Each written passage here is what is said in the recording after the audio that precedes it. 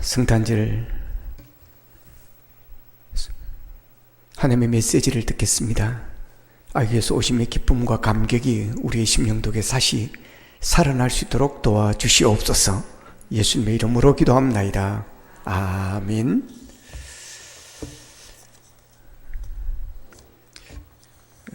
오늘은 예수님께서 이 땅에 오신 성탄절입니다.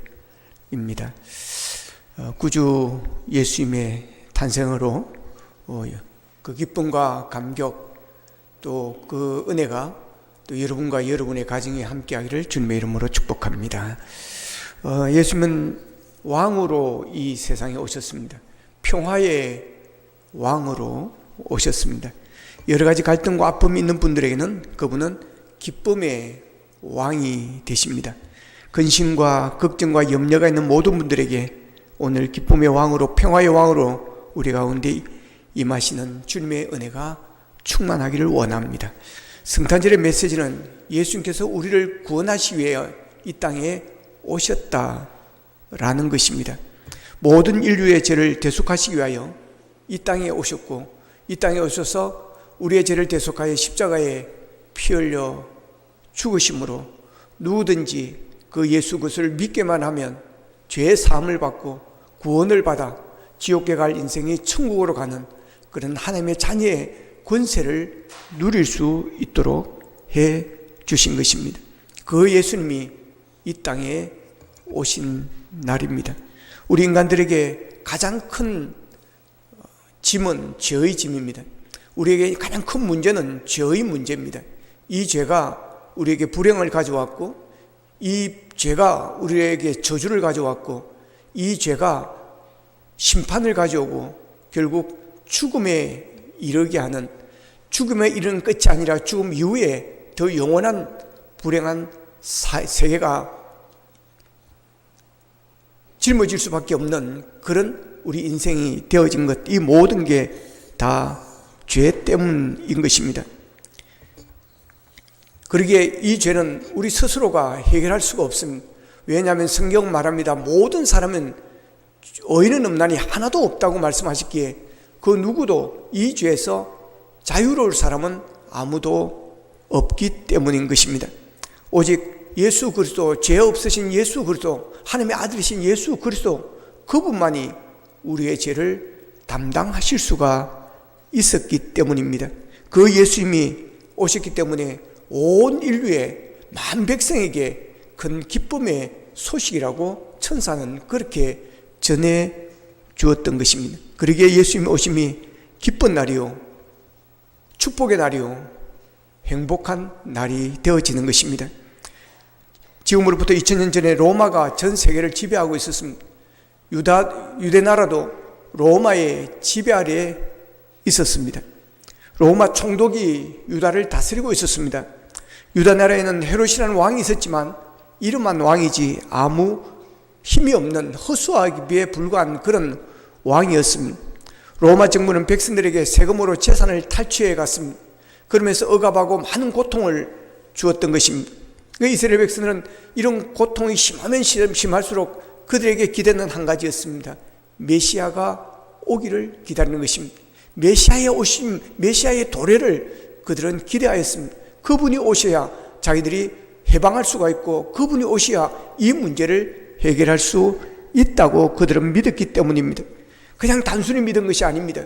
이미 구약 성경에서 몇백 년 전에 하나님께서 약속을 하셨고 예언을 하셨기 때문에 그렇습니다.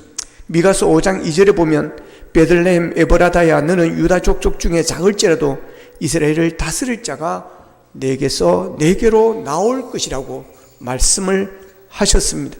오래전에 메시아가 유대 땅 베들레헴에 나실 것을 분명하게 말씀을 하셨습니다. 메시아가 태어나신 이 베들레헴은 다윗의 고향입니다. 그래서 메시아는 다윗의 후손으로 오신다고 예언을 하셨고, 그리고 그 베들레헴에 오신 것입니다. 당시 이스라엘 백성들은 메시아가 오시기를 그렇게 간절히 고대하고 기다렸던 것입니다. 근데 그때 그렇게도 기다리던 메시아가 오셨습니다. 근데 그 메시아를 영접하고 그 아기 예수를 경배한 사람은 몇 사람이 되지를 않습니다. 오늘 본문에서 처음 성탄절에 아기 예수를 만났던 몇 되지 않는 그 부류의 사람 중에 한 부류였던 동방 박사들의 이야기가 나오고 있습니다. 아마도 이 박사들은 별을 관찰하는 사람들이었는데 별을 관찰하다가 이상한 별을 발견하게 되어집니다. 저 별은 왕의 별이라는 건 이 전문가들의 지식으로 또한 그들이 연구한 결과로 저 별은 틀림없이 왕의 별이라는 것을 그들은 확신하게 되어집니다. 그래서 그 별을 보고 왕을 경배하기 위해서, 그것도 일반 그냥 왕이 아니라 유대인의 왕, 그들이 소문을 통해서 들어왔던 메시아, 유대인의 왕이 태어났다는 사실을 그들은 인식을 하고 그들은 그 별을 따라 찾아오는 것입니다. 이 동방박사들은 바벨론에서 온 사람이라고 추정을 합니다. 신학자들은 그렇게 추정을 합니다. 그래서 바벨론에서 이까지 베들레헴까지 예루살렘까지 왔다고 하면 먼 길을 걸어온 것입니다. 구약성경 에스라 7장 9절에 보면 에스라와 함께 바벨론에서 예루살렘으로 귀환하는 일이 있는데 그때 있었던 일을 이렇게 기록하고 있습니다. 첫째 달 초하루에 바벨론에서 길을 떠났고 하나님의 선한 손이 도우심에 입어 다섯째 달 초하루에 예루살렘으로 이르니라는 말씀이 있습니다. 그러니까 바벨론에서 예루살렘까지 오는데 넉 달이 걸렸다고 하는 것입니다. 그것도 하나님의 선한 손이 도우셔서 아무 어려움이 없을 때 그렇게 넉 달 만에 올 수가 있었다는 겁니다. 오늘 본문에 등장한 동방 박사들도 아기 예수님을 만나기 위해서 좋게 4달 이상이 걸렸을 것입니다. 더구나 그들의 오는 길은 결코 쉬운 길이 아니었습니다. 왜냐하면 그들은 밤으로만 이동을 해야 했기 때문입니다. 별을 보고 그들은 움직였기 때문에, 별을 보고 따라왔기 때문에 낮에는 별이 없습니다. 그러니까 밤낮이 바뀌는 것입니다. 낮에는 쉬고 밤에 별을 따라 그들은 찾아가는 것입니다. 때로는 험한 산을 넘기도 하고 끝없이 펼쳐져 있는 사막을 가로질러야 하기도 했을 것입니다. 달이 없는 밤에는 돌멩이에 걸려 넘어지기도 했을 것이고 가시덩굴에 찔리기도 했을 것입니다. 때로는 강도나 도적대의 위협을 받았을 수도 있습니다. 그들이 예루살렘까지 오는 길에 어떤 난관이 있었는지 우리는 알 수 없으나 분명한 것은 그들은 많은 고난과 위험을 무릅쓰고 그 먼 길을 왔다라고 하는 것입니다. 저들의 행동은 안일주의 신앙에 빠져있는 오늘날 우리들에게, 현대인들에게 던지는 신선한 도전입니다. 오늘 우리의 삶이 얼마나 편리해졌습니까? 이 편리함 때문에 놓친 영적인 보화들이 얼마나 많습니까? 십자가 고난의 신앙을 잃어버렸습니다. 예수님을 만나기 위해 당연히 치러야 될 그 값을 치르려고 하지를 않습니다. 독일의 신학자 본네프는 우리 교회의 치명적인 원수는 값싼 은혜이다라고 그렇게 말을 했습니다. 종교란, 예배는 종교 의식이 아닙니다. 생명을 바쳐 하나님을 만나는 결단이요 헌신인 것입니다. 동방박사들은 이 결단이 있었습니다. 헌신이 있었습니다. 희생이 있었습니다. 그들의 목적은 오직 하나, 왕으로 나신 이를 경배하는 것입니다. 본문 11절에 보면 같이 읽겠습니다. 시작. 집에 들어가 아기와 그의 어머니 마리아가 함께 있는 것을 보고 엎드려 아기께 경배하고 보배합을 열어 황금과 유황과 모략을 예물로 드리니라. 아멘. 동방박사들은 아기를 보았습니다. 인류 역사 속에 그 아기를 본 사람들은 그들의 인생이 변했습니다. 그런데 오늘 많은 사람들은 이 예수를 보지 못하고 있습니다. 보지를 않고 있습니다. 웅장한 교회는 봅니다. 그러나 예수님은 보지 않습니다. 성탄 추리는 봅니다. 그러나 그리스도는 보지를 않습니다. 성탄의 메시지는 분명하고 단호합니다. 아기 예수를 보라는 것입니다. 아기 예수를 보라는 것입니다. 집에 들어가 아기와 그의 어머니 마리아가 함께 있는 것을 보고 엎드려 아기께 경배하고 보배합을 열어 황금과 유황과 모략을 예물로 드리니라. 보십시오. 성경의 기록이 얼마나 놀라운지. 이 동방박사들은 아기도 보았고 그 모친 마리아도 함께 보았습니다. 그러나 저들은 마리아가 아니라 두 분께 아니라 아기에게 절을 했습니다. 경배의 대상은 오직 하나님 한 분밖에 없기 때문입니다. 누가 뭐래도 마리아는 경배 대상이 아닙니다. 정말 하나님의 큰 축복을 받아 아기 예수님을 그를 통해서 나오는 그런 영광된 은혜를 누렸지만 그러나 그는 경배의 대상은 결코 아닙니다. 예수께 경배하는 종교가 기독교라 한다면 다른 것에 경배하는 것은 우상 숭배의 종교가 되어지는 것입니다. 묻습니다. 여러분 오늘 교회에 나와서 무엇에 경배하십니까? 지식에 경배하십니까? 아니면 여러분의 지식이 그분 앞에 경배를 하고 있습니까? 여러분은 물질을 숨기고 있습니까? 아니면 그 물질을 통하여 하나님 앞에 경배하고 있습니까? 오늘 얼마나 많은 사람들이 교회 나오는 이유를 단지 교회 밖에 있을 때보다 더 많은 세상의 복을 얻기 위해서라고 생각하는지 모릅니다. 오래전 엘리사베스 여왕은 이렇게 말했습니다. 나의 생전에 만왕의 왕 예수님이 재림하셨으면 좋겠다. 왜냐하면 내 생전에 내가 쓰던 왕관을 그분이 오시면 그분에게 벗어드리고 싶기 때문이다라고 말했습니다. 하나님께서 이 고백을 들으시고 얼마나 기뻐하셨을까요? 여러분, 예배란 하나님께 복을 구하는 것이 아닙니다. 이미 받은 복을 감사하고 기뻐하고 하나님께서 베푸신 은혜에 감격하여 드리는 것이 예배인 것입니다. 동방박사들은 아기 예수께 이 땅에 오신 것이 너무 감사했습니다. 그래서 경배하려고 아기 예수님을 찾아다닌 것입니다. 본문 9절 10절을 같이 읽겠습니다. 9절 10절입니다. 시작. 박사들이 왕이 동방에서 보던 그 별이 무척 앞서 인도하여 가다가 악이 있는 곳에 머물러 서 있는지라 그들이 별을 보고 매우 크게 기뻐하고 기뻐하더라. 아멘. 자, 별이 악이 있는 곳에 가서 머물렀습니다. 박사들이 크게 기뻐하고 기뻐했다고 그랬습니다. 드디어 아기 예수님을 만날 수 있다는 그런 기쁨 때문이었습니다. 동방 박사들이 그렇게도 먼 길을 더군다나 고난과 위험을 무릅쓰고 예루살렘까지 온 것은 새로 태어나신 이 아기 왕을 만나고 싶다는 그 한 가지 열망 때문이었습니다. 별을 관찰한 동방 박사는 그들이 발견한 이상한 별이 자기들에게 오라고 손짓하는 것처럼 느껴졌습니다. 나를 따라오라, 나를 따라오면 새로 태어난 왕을 만나게 될 것이라는 그런 속삭이는 것 같은 그런 은혜를 받은 것입니다. 그래서 자기들의 모든 일들을 미루놓고 무작정 별만 보고 쫓아가는 것입니다. 그렇게 따라온 길이 넉 달이나 걸리는 멀고 낯선 곳이었습니다. 그들의 마음속에 왕을 만나보고 싶다는 뜨거운 이 열망, 이게 없었다고 한다면 애초에 그들은 출발하지도 않았을 것입니다. 왕을 만나보고 싶다는 그 뜨거운 열망이 그들에게 없었다고 한다면 오는 노중에 길 중에 어려움을 만났을 때 쉽게 포기하고 돌아갔을지도 모릅니다. 그러나 그들은 그들의 마음을 사로잡고 있는 왕을 만나보고 싶다는 이 열망에 이끌려서 힘들고 어려운 과정을 겪어가면서 예루살렘까지 찾아왔다는 것입니다. 열망은 우리에게 희망을 줍니다. 열망이 있으면 어떤 고난과 시련도 견뎌내는 것입니다. 그리고 그 열망을 따라가면 희망이 이루어지는 것입니다. 우리 신앙인들에게는 무엇보다도 하나님을 향한 열망이 있어야 하는 것입니다. 하나님을 만나보고 싶은 열망이 있어야 되는 것입니다.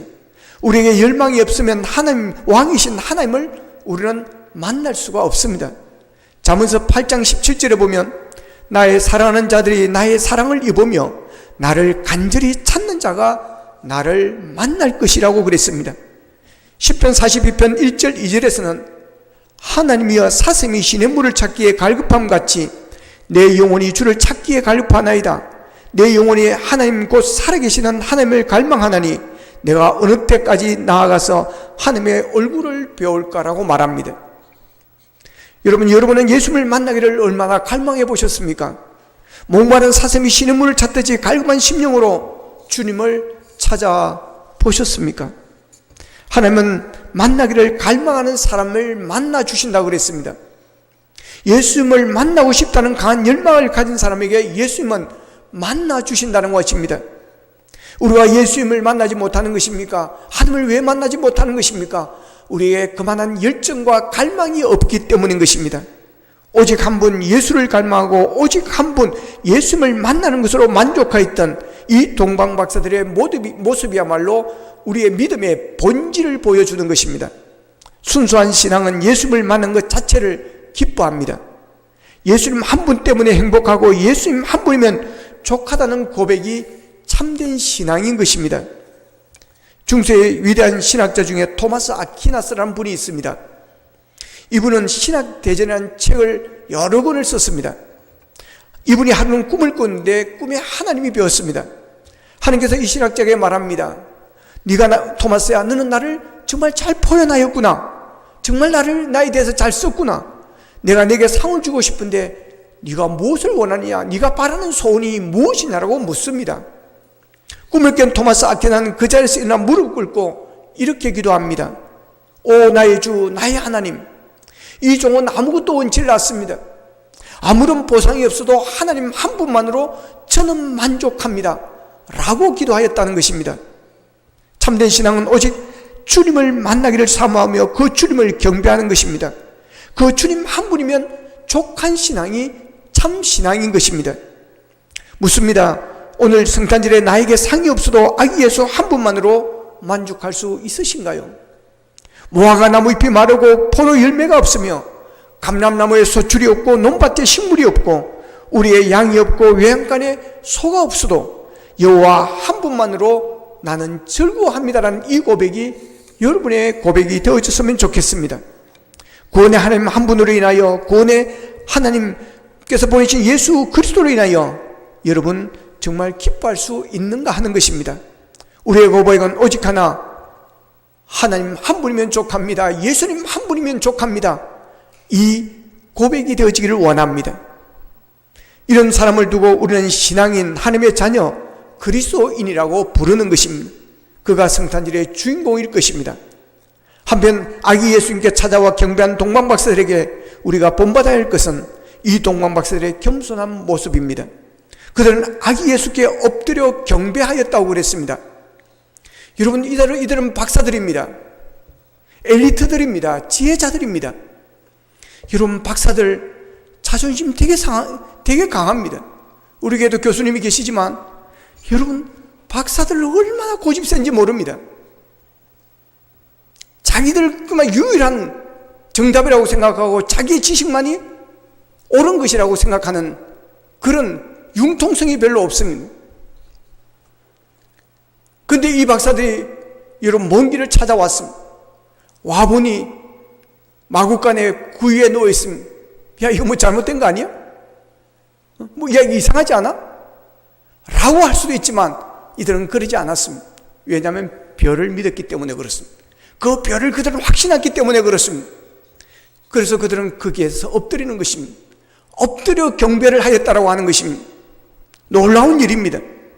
여러분, 하나님께 나오는 사람은 누구나 겸손한 마음으로 하나님께 엎드려야 된다는 사실을 기억하시기를 바랍니다. 여러분, 사람을 즐겁게 하려고 교회 나온 거 아닙니다. 하나님께 경배하기 위해서 우리는 교회 나오는 것입니다. 하나님 앞에서 우리 모두가 어린아이가 되어야 하는 것입니다.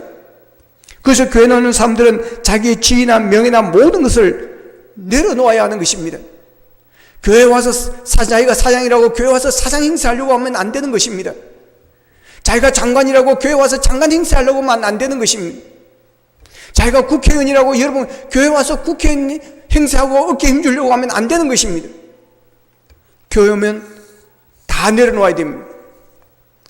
다 여러분 내려놓고 나는 죄인입니다. 나는 죄인입니다. 오직 예수 그리스도만이 나의 구원자십니다. 주님만이 나의 왕이십니다. 라는 고백이 있어야 되는 것입니다. 그래서 예수님께서 마태복음 18장 3절에서 이렇게 말합니다. 같이 읽겠습니다. 시작.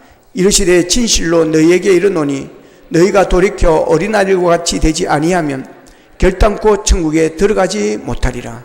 아멘. 하나님 앞에 나오는 사람들은 언제나 어린아이 같은 순수한 마음을 가져야 한다는 것입니다. 동방박사들이 아기 예수님을 만났을 때 이 아기 예수가 태어난 지 며칠이 되었습니까? 그럼에도 불구하고 그들은 엎드려 경배하였습니다. 우리도 동방박사들처럼 항상 겸손한 마음으로, 우리가 어린아이 같은 순수한 마음으로 주님 앞에 무릎 꿇는 자세로, 엎드려 경배하는 자세로 예배하는 예배자가 되어지기를 축복합니다. 또한 동방박사들은 구체적인 예물을 준비를 했습니다. 황금과 유황과 모략을 준비하여 드렸다고 11절에서 말씀합니다. 동방박사들은 겸손히 아기에게 무릎을 꿇어 경배를 드리고 그리고 보물함을 열어서 아기에게 예물을 드렸습니다. 황금과 유황과 모략은 왕에게 드리는, 존귀한 분들에게 드리는 예물을 이야기하는 것입니다. 이들은 그 선물을 준비했습니다. 선물이 크고 비싸고 한 문제가 아니라 이 선물을 준비했다는 것은 그만큼 그들의 정성과 마음을 담았다라고 하는 것입니다. 하나님께 보시는 것은 마음과 정성인 것입니다. 선물은 사람을 기분 좋게 하는 것입니다. 그러나 선물 주고 선물 받고 별로 기분 좋지 않은 그런 선물이 있습니다. 차라리 하지 말았어야 하는 게 그런 선물도 있을 수가 있습니다. 무엇이겠습니까? 성의가 안 들어있는 것입니다. 정성이 들어있지 않는 것입니다. 격에 맞지 않는 것입니다. 그런데 이들을 보십시오. 최고의 것을 준비했습니다. 여러분, 하나님께는 우리가 최고의 정성을 들여야 될 줄로 믿습니다. 가장 귀한 것을 드려야 될 줄로 믿습니다. 그래서 제가 한 번씩은 이야기합니다. 집에 쓰던 중고물품 할 수 있으면 가져오지 마라. 때로는 필요할 수도 있습니다. 때로는 써야 될 때도 있습니다. 그러나 할 수 있으면 여러분, 귀한 것을, 좋은 것을 주님께 드리는 그런 자세가 우리에게 있자 하는 것입니다. 중고를 쓸모없다, 쓰지 말라는 것이 아닙니다. 그런 자세로 우리가 하나님을 섬기고 교회를 섬기자는 것입니다. 여러분, 이 동방 박사들 예수님과 무슨 상관이 있습니까? 유대인들도 아닙니다, 여러분. 그럼에도 불구하고 만왕의 왕이 나셨던, 유대인으로 왕으로 나신 그분을 변하는 그 자세 하나만으로 여러분, 이런 정성을 다하는 모습, 그러기에 성경에 기록되어 동방 박사들의 이야기가 성탄절마다 나오게 되어지는 것이고, 성탄절 때마다 동방 박사들의 노래가 울려 퍼지는 것 아니겠는가 하는 것입니다. 시편 51편 17절에 보면 주님 전에 찾아올 때마다 자기의 을을 가지고 나오면 안 된다고 그렇게 말씀합니다. 상한 심령을 가지고 나오라고. 이 상한 심령이 바로 예물을 이야기하는 것입니다. 로마서 12장 1절에서는 산제사를 드리기 위해서 너희 몸을 드리라고 말씀합니다. 여러분, 너희 몸이 무엇입니까? 우리에게 있어서 가장 귀중한 것, 가장 소중한 것, 가장 아까운 것이 무엇이겠습니까? 몸입니다, 여러분. 그만큼 귀한 것, 정성을 바치라고 하는 것 아니겠습니까? 욕심과 허영이 가득한 마음을 가지고는 아기 예수를 만날 수가 없습니다. 아브라함은 이삭이라는 보배를 열었을 때 하나님부터 여호와이라는 복을 받고 하나님을 만났습니다. 마리아는 항유 옥합을 열었습니다. 여러분, 오늘 본문의 동방박사들은 보배합을 열었습니다. 가장 중요한 것은 마음을 다하고 정성을 다하고 하나님 앞에 드리며 경배한다라고 하는 것입니다. 우리는 예배가 무엇입니까? 하나님 앞에 드리는 시간입니다. 우리의 마음을 드리는 시간입니다. 우리의 시간을 드리는 것입니다. 우리의 예물을 주님 앞에 드리는 것입니다. 기도를 드리는 것입니다. 여러분, 기도가 요한계시록에 보면 향기가 되어서 하나님께 드려진다, 올라간다라고 말씀하신 것입니다. 우리가 드리는 이 모든 것이 예배를 드리는 것입니다. 예수님께서 세상에 계실 때 제자들 많은 사람들의 환희에 찬 외침을 기억하십니까? 내가 메시아를 만났다. 한번 가보자. 내가 메시아를 만나고 같이 가보자고 데려갔던 예수님의 제자들. 여러분, 나는 예수님을 만났다. 전능하신 하나님을 만났다. 여러분은 그분을 만나셨습니까? 우리가 예수님을 만났다. 이 기쁨 하나로 동병박사들은 황금과 유황과 모략을 들었습니다. 이 기쁨 하나로 사마리아 여인을 물동이를 던져버렸습니다. 하늘 보좌를 버리고 이 땅에 오신 예수님 앞에 내 죄를 걸머지시고 피 흘리신 그분 앞에 우리가 물어야 될 질문이 있습니다. 주님, 나는 주님을 위해 무슨 일을 할 수 있나요? 주님 위해 내가 할 수 있는 배우가 무엇인가요? 주님 위해 내가 무슨 일을 어떻게 해야 할까요? 여러분, 죄인을 구원하시 이 땅에 오신 그 메시아를 만나기 위해 먼 길을 마다하지 않고 달려온 동방박사들의 이 열정이 우리에게도 있기를 원합니다. 동방박사들은 만왕의 왕이신 예수님을 만나기 위해 수많이를 맞이하지 않고 그 먼 길을 마다하지 않고 달려와 아기 예수님을 만나는 기쁨을 누렸습니다. 구원자로 이 땅에 오신 예수님께 태어나신 이 성탄절에 우리 모두가 이 아기 예수님을 만나는 이 동방박사들의 기쁨과 감동과 감격이 있게 되기를 원합니다. 그분에게 우리를 자신을 드리십시다. 우리의 귀한 예물을 드리며 경배하십시다. 그래야 우리 모두가 만왕의 왕이신 아기 예수님을 만나는 영광의 주인공이 되고, 또한 예수 그리스도를, 구원자로 오신 예수 그리스도를 세상에 전하는 우리가 되기를 주님의 이름으로 축복합니다. 기도하겠습니다. 함께 기도하겠습니다. 하나님 아버지, 우리에게 동방박사들과 같은 열정이 있기를 원합니다. 오직 예수님을 만나겠다는 열정, 오직 예수님 한 분만으로 우리는 만족하고 감사하며 살겠다는 이런 고백이 우리에게 있기를 원합니다. 아버지 하나님, 우리의 죄를 사시고 우리를 구원하시기 이 땅에 보내신 예수 그리스도를 보내신 하나님 감사합니다. 아버지, 아직도 예수 그리스도를 만나지 못한 사람들이 있습니다. 알지 못하는 사람들이 있습니다. 그래야 아버지의 멸망의 길로 달려가고 있습니다. 아버지 하나님, 우리를 구원하러 오신 예수 그리스도, 그 하나님의 사랑을 그들에게 전하게 하셔서 그들도 예수를 만나고 그들이 예수를 영접하고 구원받는 은혜를 누릴 수 있도록 도와주옵시며, 평화의 왕으로 오신 주님의 그 평화가 아버지 하나님 우리의 마음속에, 우리의 가정 속에, 아버지 하나님 이 땅 위에 넘치게 하여 주시옵소서. 다 같이 기도드리겠습니다. 살으신 아버지 하나님 감사하고 감사합니다. 오늘 성탄절을 맞이해서 아기 예수님을 만나게 하여 주시니 감사합니다. 아버지 하나님, 먼 길을 마다하지 아니하고 아기 예수를 만나겠다는 그 열망 하나로 달려와 아기 예수님께 경배했던 이 동방마술의 열정과 그 정성을 우리가 배우게 하여 주시옵시고, 아버지 하나님의 진정으로 예수님을 만나고자 하는 열정, 하나님을 만나고자 하는 열망이 우리에게 불타게 도와주옵시고, 다시 오실 주님을 기다리는 열망이 있게 하여 주시기를 원합니다. 아기 예수님을 엎드려 경배했던 겸손함, 아버지 그들에게 함과 유학의 모력을 귀한 것으로 드렸던 그 아버지 하나님의 마음과 정성을 우리가 배우기를 원합니다. 그래야 하나님 앞에 우리를 드릴 때 우리의 몸을 드릴 수 있게 하여 주시고, 아버지 나의 가장 귀한 것을 드릴 수 있도록 도와주시옵소서. 하나님, 먼 길을 마다하지 아니하고 달려와 아기 예수를 만나겠다는 그 열망으로 아기 예수를 찾아와 구유에 누인 아이께 엎드려 경배하였던 동방박사들의 모습을 우리가 함께 나누었습니다. 그 열망과 그 열정이 우리에게 있기를 원합니다. 주님 한 분만으로 만족합니다. 주님 만나기를 열망하고 사모함이 우리에게 있게 하시고 다시 오실 주님을 기다리는 우리가 되어지기를 원합니다.